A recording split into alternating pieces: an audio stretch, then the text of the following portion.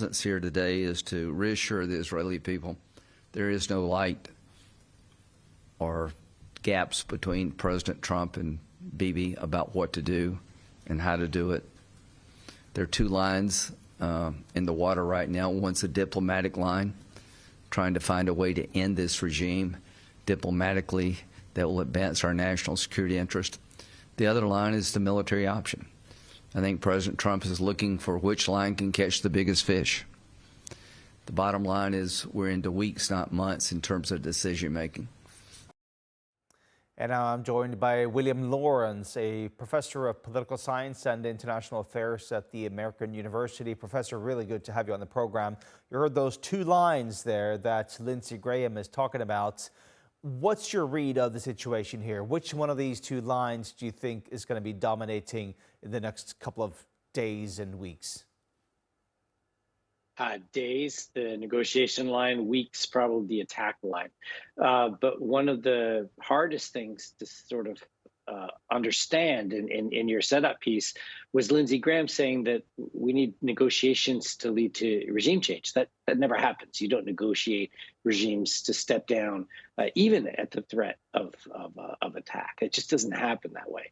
And so, Lindsey's trying to not get out ahead of the intention of Israel and the intention of the United States, which is if Iran doesn't make large concessions in these talks, which are no longer in Oman, they're in Geneva. And it seems like some of the formats and intentions of the talks are changing in real time. If Iran doesn't make major concessions, then the U.S. will attack again with ever-shifting goals, because how you attack to support protesters is different from how you attack to change regime, which is different from how you attack to go after nuclear, and ballistic and all these other goals that they have, the proxy forces and all of that. So I know that Trump has reviewed a lot of different plans. I know he hasn't made a final decision, but the U.S. with now two strike carrier groups in the region or headed to the region is preparing for an attack. You're talking about concessions here, but I'm wondering in terms of, for the Iranians, when you've got a counterpart that is sort of moving the goalposts every single day, they're talking about different things, either the protesters or the nuclear enrichment program or the ballistic missile program.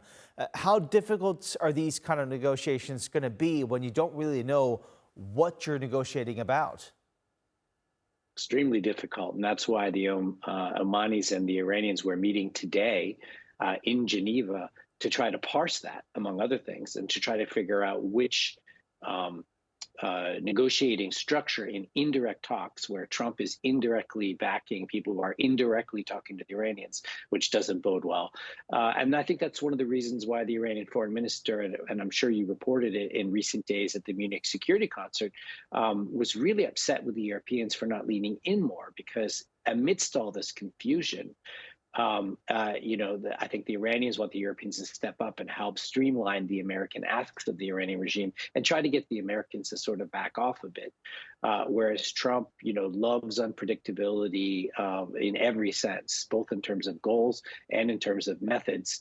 He says this new nickname in the United States, Trump always chickens out, Taco Trump. And part of that is that Trump will often bluster to make a move and then not do it. Which is why officials are telling me it's really 50-50 now whether the U.S. will attack Iran. But he'll also bluster, and then amidst the bluster feel like he has to act.